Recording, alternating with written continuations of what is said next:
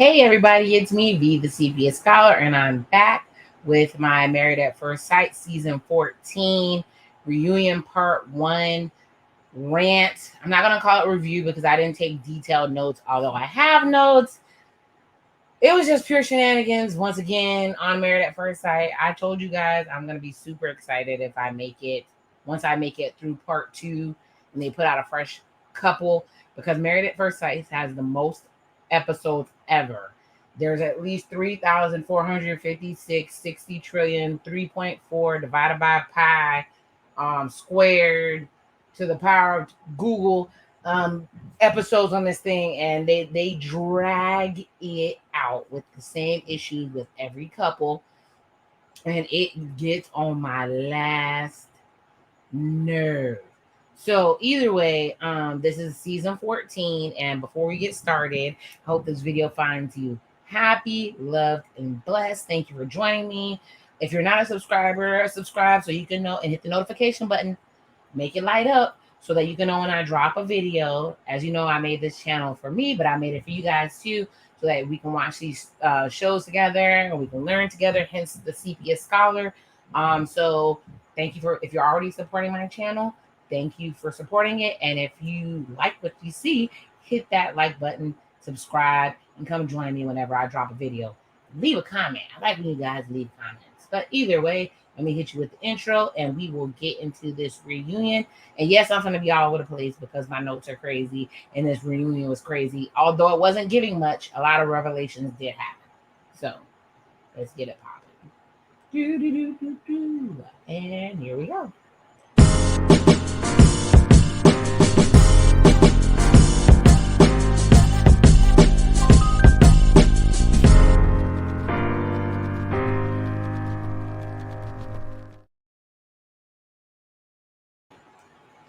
As the intro says, this show is about reactions, reviews, and grown-up conversations. So go check out my other reviews for this show. I do put a ring on it, Ready to Love.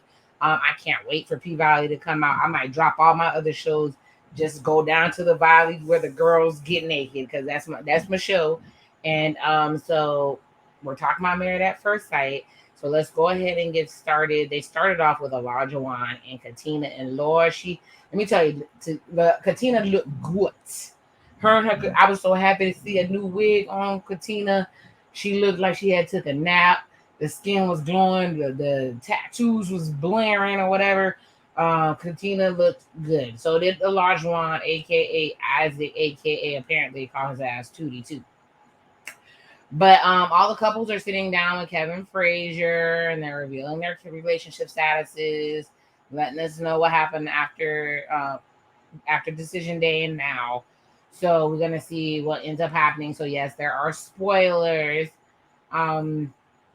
They basically sit down all together, and the first person they hint to is Alyssa, and then they start talking about. They were all talking, and Kevin already starts throwing shade at Alyssa, hinting at how hard she treated her husband, ex-husband Chris. And then we have Michael admitting that the worst part about being on the show is worrying about what people think.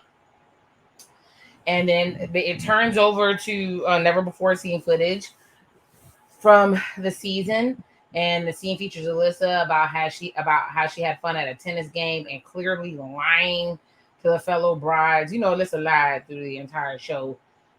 Kevin puts her on the spot, asking why she lied, and Alyssa claims she was uncomfortable being open with the girls. And when Kevin asked who was responsible for her and Chris's marriage crumbling, Lindsay the Lush, I don't know these damn people, is quick to blame Alyssa. But Kevin doesn't stop there. He points out additional footage where Lindsay and Steve butted heads over the topic of kids, because apparently Lindsay was making fun of Noy for wanting to be a stay-at-home mom when Steve ain't have no damn job, and he feels like she was judgmental, and apparently he avoided her the entire season. So when we saw it, we only saw Katina getting into it with Lindsay, but we didn't see that Steve didn't fuck with Lindsay either. So it was all over the place. And the other reason that they were upset with Lindsay is because apparently Noisy Party City Wig messed around and told Lindsay that her and Steve had sex. And Lindsay turned right around and told a producer. And so the producer went back and told who the snitch was, and it was Lindsay. And so that caused problems. So let's get started with Katina and Elijah Wine. Like I said, they look good. They look good. I look bad. I look good. Anyways, on my mama, on my hood. So they look real. They both look nice. They sit in the hot seat, and they say that there were some bumps in the road on decision day. They basically downplayed everything that Elijah Wan did, aka Isaac.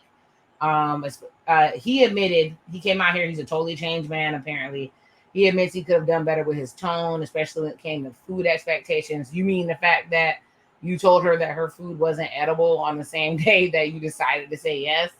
Okay. But he said he knew he looked bad, expecting all these things from a wife. And so since then, they've reached a compromise and they're happy and still together. And he gives her a ring, a beautiful ring, a big ring that he must have paid for himself, because they didn't give it the same shine that they gave Steve when he gave his ring to freaking Noy. So Katina starts crying as he slides the ring on her finger. They exchange a kiss and say, "I love you," finally, before heading backstage to show the ring to Dasmina. So that's a quick synopsis of what happened. But when they were talking during the show, it turns out that he sold the house. He says due to memories, he remembers being Isaac there. And so they're living in an apartment. He sold his house. Katina was emphasizing that I'm about to say Isaac. Olajuwon is a strong man and he needed a strong woman. And I totally disagree. He's a strong man and he needed a weak woman in order to get whatever he wanted done and have you fighting and giving effort to meet his unrealistic expectations. But if you like it, I love it. Like I said, they finally said, "I love you." And that was one of the carrots that he was dangling to get her to do whatever he needed. That was one of his manipulation tactics. One of the things that was part of the tea is when they alluded to the fact that Katina and her wig ate the pickle early on after he took a shower or whatever. But I knew they were smashing because she was doing way too much for somebody she just met. And apparently the pickle was eaten 8 days in, but that's her business. If you like it, I love it.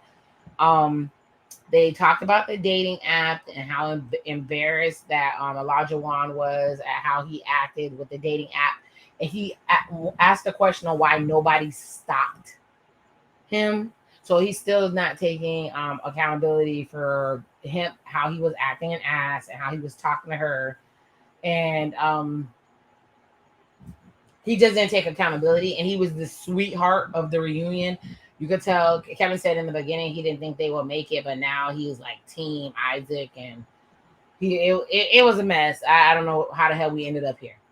Let's go back to Alyssa and Chris.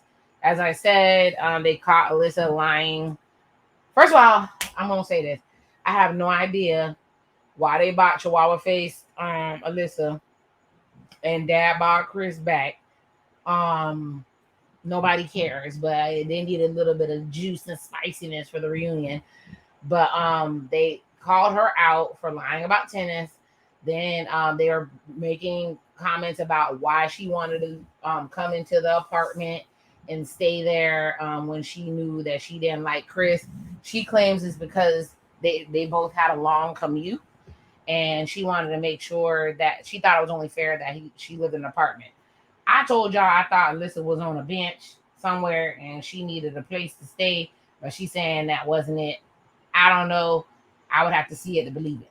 But anyways, despite bowing out the show 10 days into her marriage, Alyssa and Chris returned to the reunion and looked back at the moments where everything went wrong. Before too much talking took place, Alyssa gave her "I'm a good person" speech, and that how she had good intentions. And she regrets some of the ways that she handled herself on camera. Yes, you were terrible. You were a terrible person. Despite the fact that they were cordial in group settings, the tension between Alyssa and Chris was palpable.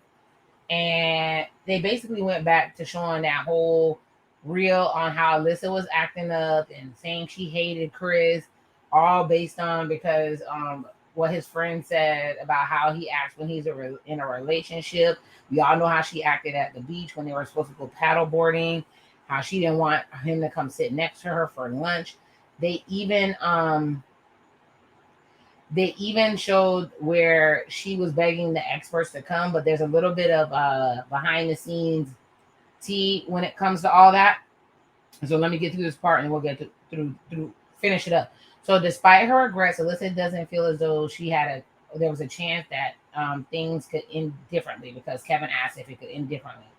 Meanwhile, Chris points out that there's a lot of footage and sound bites that he didn't see while filming, and he saw it on air. So I know he was embarrassed, y'all.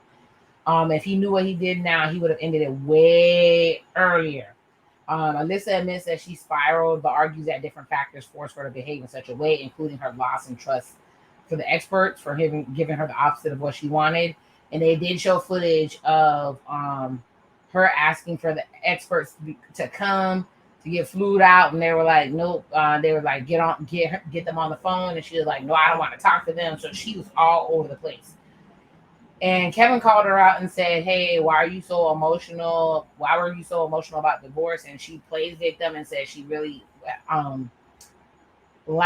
she wanted to be in the process, but once they gave her the exact opposite of what she wanted, she just wanted no parts of it. Chris said he knew something was wrong once her wording changed from marriage to experiment. And everybody wondered why she went on the honeymoon, and she said she went because she thought she had to. And there may be a little bit of truth to that because apparently they get married after the weddings that following Monday. And she was on the phone with her lawyer seeing if she actually had to do the marriage certificate. So she could have been asking if she could get out of honeymoon. But the other part is she became friends with the girls. I don't know how you become friends with the girls that fast. And she probably went to hang with their ass in Mexico. So she went through with it, right? She also probably felt obligated to continue filming. So it's all over the place. But when they were asked about their dating lives, Chris shares that he's been on a few dates. After being with Alyssa, he knows what he wants. And so he seems to be doing well. Alyssa, not so much. So moving right along. Jasmina and Michael. So we got Jasmina and Michael, and she was sitting so close on the couch with him that she was damn near in his lap, right? And Kevin talks about in the wedding day how they both seemed nervous, but it was a beautiful day. He agreed. They basically start talking about their communication, and they revealed that the first month of their marriage they spent strongly disliking each other. Basically, what happened, guys? She called him aggressive, and being in the environment we are in day and times with Me Too and all this other bullshit that's going on. He did not want to be portrayed on TV. We've known plenty of other people who got called something on TV and it followed them the rest of their lives. David from Real World. There's several people this happened to. So he did not talk to her for a whole month. And so that makes sense why when he asked, how would you like me to communicate with you? And she said, just talk to me. That he was not talking to her the entire time. Basically, because she felt it was okay for her to call him aggressive because she was Black too. But let me newsflash to the people who don't know. Do not call a Black person aggressive. There's racial connotations behind it, and it's not bad. It will be bad for you. And she still stuck to her guns on using the word aggressive because she felt like it was okay. But either way, they clarified the fact that the breakthrough for their relationship was when they did tantric yoga as suggested by Dr. Viviana, and they grew and they bonded over time, and that's what led to their choice of being married. But Kevin called Jasmina out about not ever being attracted to Michael in the first place. He said he saw the fact that Michael was like, ooh, there's this Amazonian beautiful goddess walking down the aisle. And with her, she was never attracted. So her and Alyssa are on the same level. They just went about it different ways. And if you don't know, if you haven't watched the after party, Alyssa and Jasmina are really good friends because if you remember the after party way back, Lindsay and Alyssa don't get along, and Jasmina came for Lindsay's throat in regards to Alyssa. So birds of a feather flock together. So they asked the big question: are they still married? And sadly, they decided to call it quits 2 weeks after decision day. Michael called it quits because they felt like there was no effort. Jasmina, probably still trying to look good for TV, said that she texted him every day and they had one fight and they broke up. And then Michael was like, you broke up. So you went along with breaking up so easily. You probably weren't into it in the first place. And I agree with him. You could tell Jasmina was not into him at all because she kept saying that he made her for JJ dry up and all types of foolishness that you usually don't say to a dude that you're really interested in. But I mean, at least he taught her how to drive. But they remain cordial and friendly. And but the other part, sorry, before I forget, they never moved in with each other. They never moved in with each other, so they weren't gonna try. I feel like most of these couples said yes on decision day. They probably got a decision day bonus check, and that's what it looks like it's playing out to. So, but she offered to help him out with his dating life, and he politely declined. You know, Mike say, "I got hoes. I got two." He got two roommates that are women, so he probably needs no help meeting women. So she was on that bullshit. We already know. And Jasmina's used to dating long distance and actually not living with a dude, and that's probably why she put more effort texting him every day when they were apart versus when they were together. It's all weird. It's all strange. It doesn't make sense. Okay, on to Noy and Steve. When Noy and Steve sit down, he comments on how quickly they fell in love, and they reveal it because they trusted the process. They didn't take long to confirm that they're still together. And they have several updates they wanted to let us know. Steve shares that he and Noy do live together most of the time, but she held onto her apartment so she can go have space. I think one day a week. I mean, if a man have a man cave, I guess you could have a she apartment. I don't know. Meanwhile, on the job front, Steve has given himself a timetable for job hunting and securing a position to appease her, but they both agreed to compromise for each other because it's not set in stone. Once Noy knew for sure Steve was financially stable, the pressures of him getting a job became less urgent. This leaves more time for them to consider other aspects of their lives together, including the hope to have a baby within a year. So she did say she was gonna stick to 3. Um, as I said, it came out that Steve didn't rock with Lindsay. Apparently, Steve has investments. He invested in crypto early. He has other businesses. I'm going to stick to what I said. You guys gave him more of a pass because of his persuasion. Because Gil, who I did not like and did turn out to be Dusty, was getting ran through the ringer. And Steve still didn't show his financials, which that's his business to do. But if you notice, they did not. Every season, they usually have a financials episode where they go through and they do their budget and they do their financials. They did not do that this time. So Steve and his van probably got them to agree not to do the financial episode. So, and then they had Sriracha come out in her dry ass wig, and said despite the early reservations from the family, Steve and Noy are cute. And he also said that, but they do need to learn to talk to each other. Apparently, Steve can be condescending and Noy can be impatient. So hopefully they're working on that, and they're in marriage counseling. So they're getting the help that they need and they're going to have their baby, right? So, and supposedly the tea on the streets is that Sriracha is supposed to either become an expert or be on the after party. Please no. Please no. Y'all, in an effort to be inclusive, y'all adding some people that don't make sense. I mean, some of the after party guests that you guys didn't have any sense or weren't even allowed to glow the way they were supposed to because of the way it was set up. Keisha Knight Pulliam was an amazing host. I love that she asked the questions that we cared about. They could keep her. She was better than the other lady. I forgot what the hell her name was, but they don't need to add anybody else. It doesn't make sense. Anyways, Mark and Lindsay, I think they're the last couple. Then I can run my mouth about part 1. Mark and Lindsay were the last ones to sit down with Kevin, and they were looking back at the honeymoon. Lindsay said she felt hard for Mark in the honeymoon, but things shifted once they returned home. And they showed, you know how Lindsay, every time she start drinking and get upset, she threatened to get divorced and call it quits. And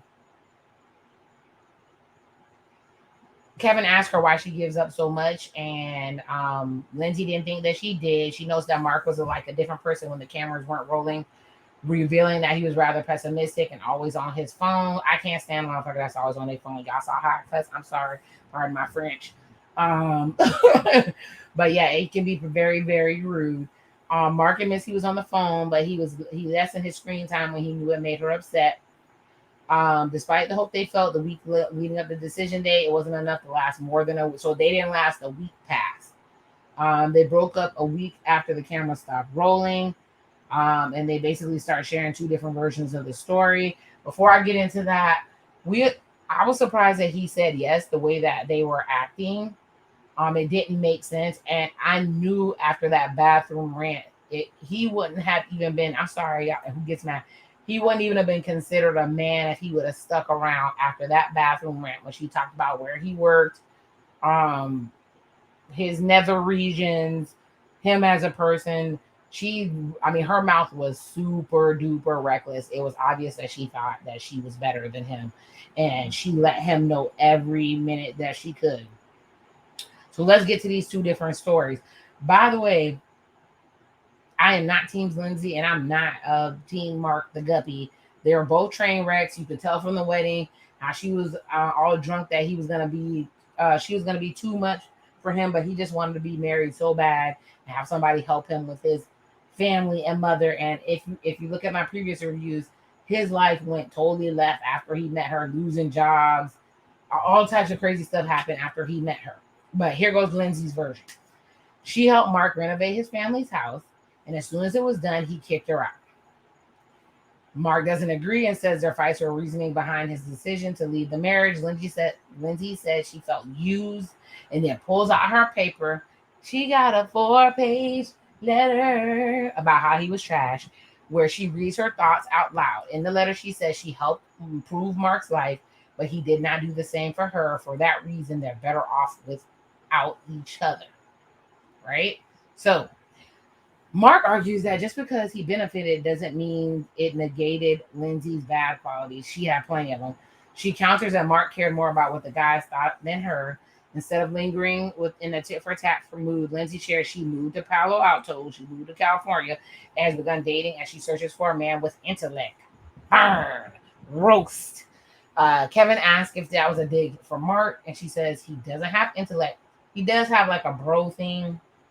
He kind of reminds me of one of them things on that. I don't know if you've ever seen the Super Mario movie. He reminds me of Goomba whenever he speaks. But anyway, she says she's hanging out with the engineers in the Bay Area, and that's what she's looking for. And I told you guys, I'm very shocked that engineers are actually dating her because of how they think and how they move, and they would not even be able to take her to any of their corporate meetings or office parties.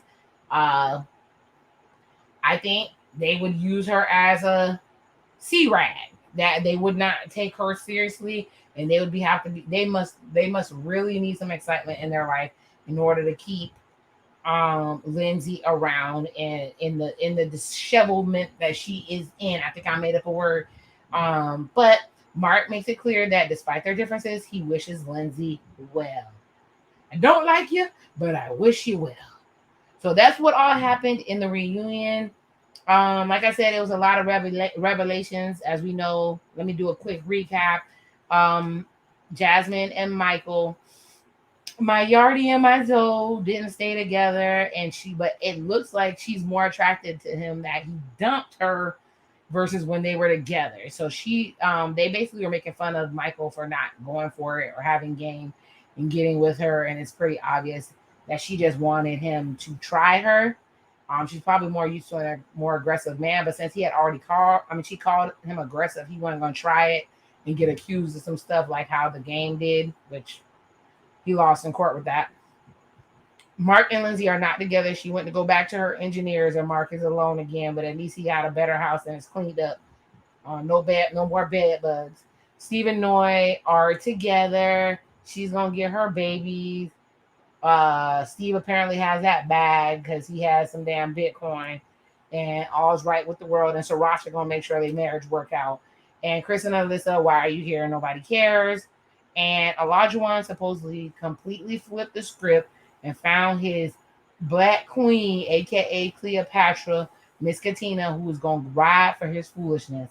With that being said, that was the end of the reunion part one. We'll see what's gonna happen in part two. Maybe it'll be more exciting, but what I will say is everybody looked good. Everybody looked dressed fresh to the nines.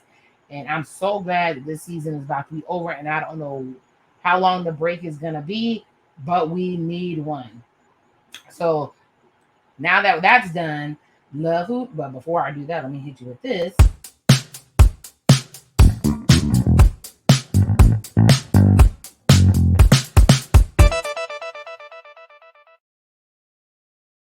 Every time that funky music come on, I get to dancing. But anyway, like and subscribe, leave a comment, and let me know what you think. Do requests and everything. So love who loves you. May God bless you with everything that you need. And the Sepia Scholar is out. I'm caught up, y'all. I'm caught up. I don't even know what to do with myself.